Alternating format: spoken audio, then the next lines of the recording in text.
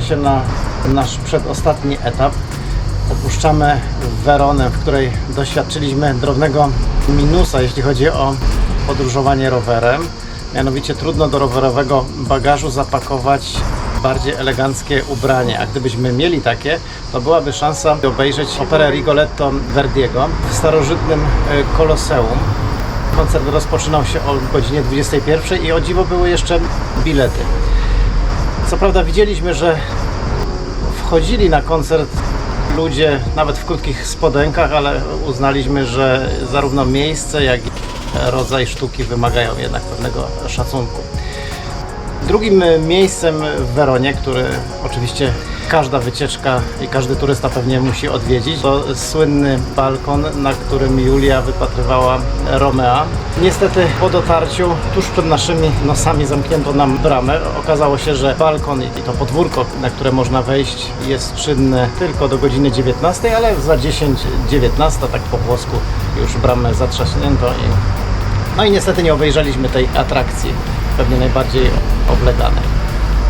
No, przynajmniej mamy dwa powody, żeby wrócić do Werony. Zresztą Werona bardzo się nam podoba, chociaż jest z tych miast, które zobaczyliśmy w tym roku, jednym z najbardziej zatłoczonych. Oczywiście nie tak jak Wenecja, ale jest tutaj bardzo dużo turystów.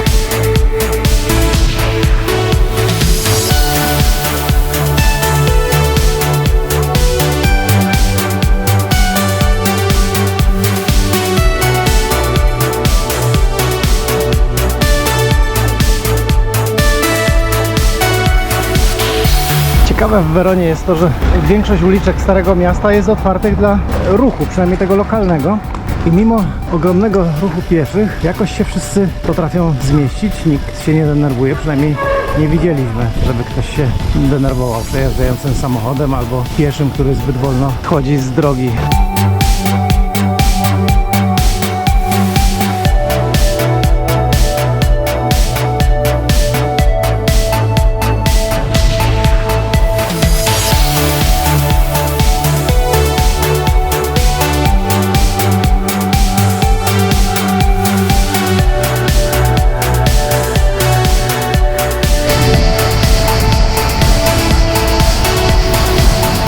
Piękna ścieżka rowerowa, szeroki chodnik, a ludzie podobnie jak w Polsce też chodzą po ścieżkach. To nie jest tak, że tylko u nas brak jeszcze takiej kultury poruszania się po chodnikach i po ścieżkach rowerowych.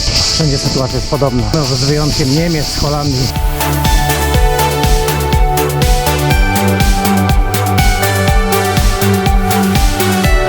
A przy trasie rowerowej spotykamy nawet świadków Jehowy.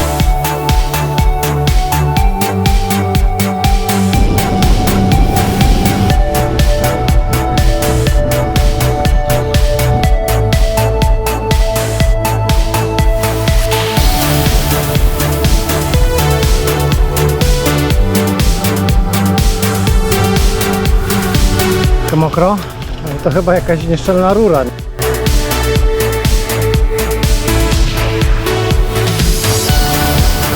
Chwila przerwy. Najgorzej wystartować pod górę.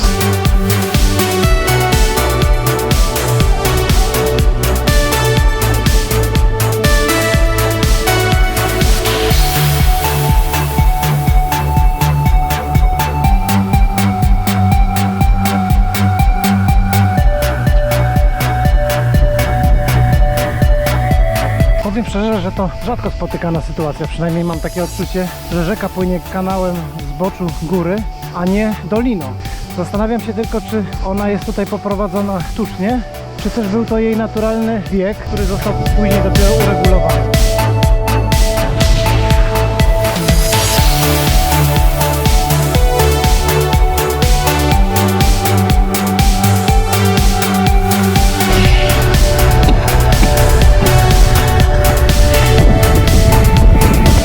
Gdy wjechaliśmy już na trasę wzdłuż rzeki, zauważyliśmy, że bardzo mocno zwiększył się ruch rowerowy. Z obserwacji wynika, że 80% rowerzystów jedzie na rowerach szosowych.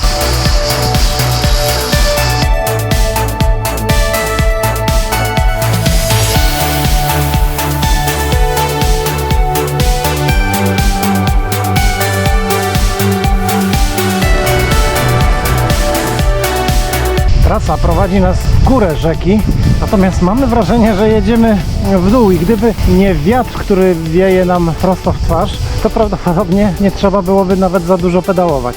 Nie wiem, czy wszystko można nazwać złudzeniem, ale woda raczej rzadko sama z siebie płynie w górę.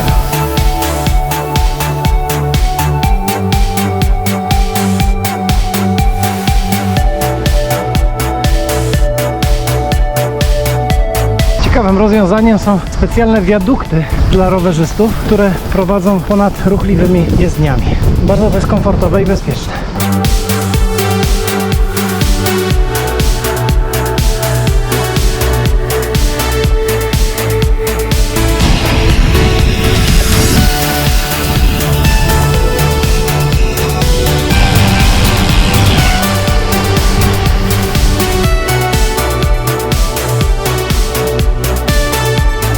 Szkoda, że nie mam ze sobą poziomicy, bo naprawdę jedziemy w dół. Nie wiem, czy to będzie widać na filmie, ale droga ewidentnie prowadzi w dół. No ale rzeka płynie w odwrotną stronę, więc to ciekawostka.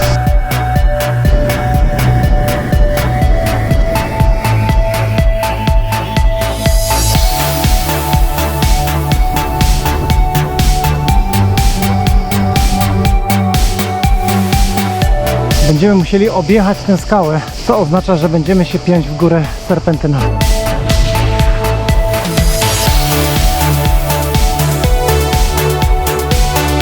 Nie wiem, dla kogo to ograniczenie prędkości 30 na godzinę i tutaj trudno osiągnąć nawet 10 na godzinę.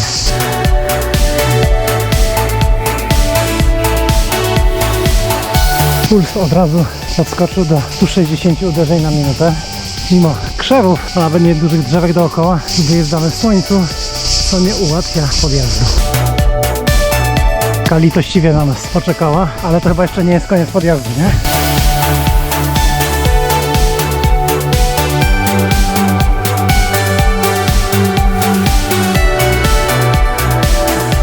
Nie wiadomo, po co te wiatraki stawiają, skoro stoją i nie chłodzą powietrza.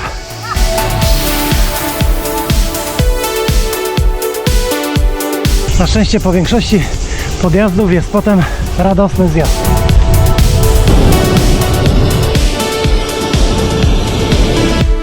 A po zjeździe podjazd.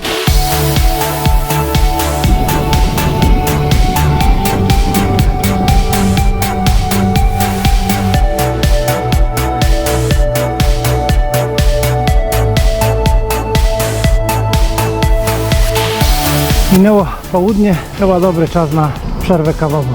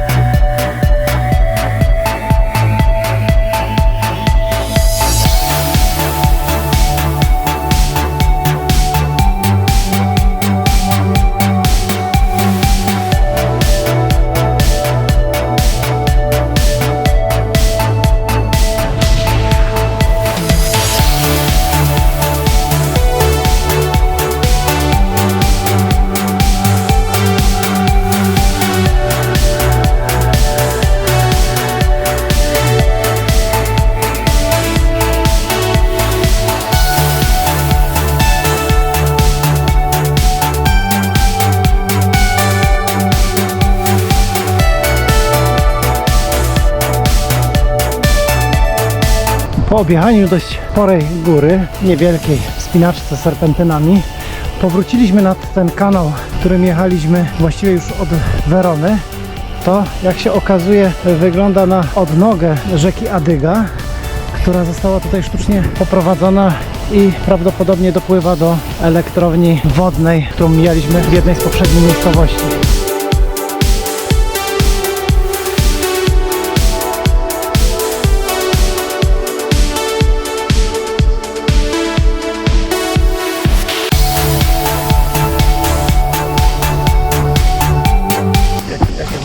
Gałąź się mi przyczepiła. Dobra, ruszamy.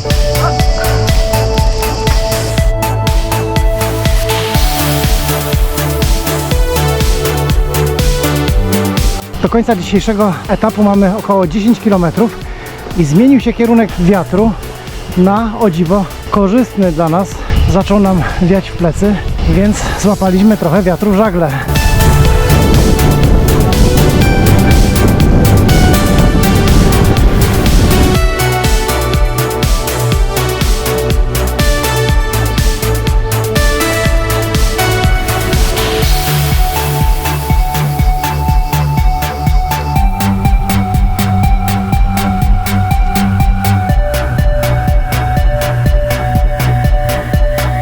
Esterko, jeszcze tylko 3 km, będzie droga w lewo, ścieżka poprowadzi prosto, ale my musimy skręcić w lewo, żeby wjechać już do Avio.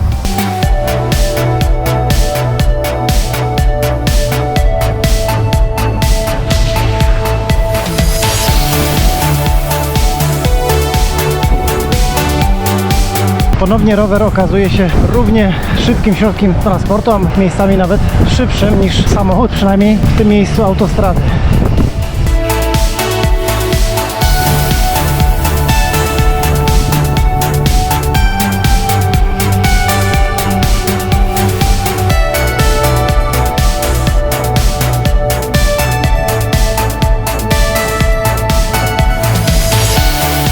Tak dojeżdżamy powoli do celu naszego dzisiejszego etapu, którym jest maleńka miejscowość Avio.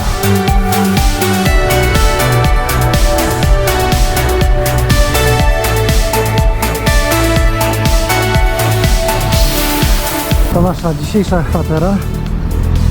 Timing mamy bardzo dobry, ponieważ daliśmy, że zameldowanie jest tutaj od godziny 15, a udało nam się dojechać o godzinie 15:02. Więc jest szansa, że się zameldujemy, chociaż wszędzie głucho i cicho.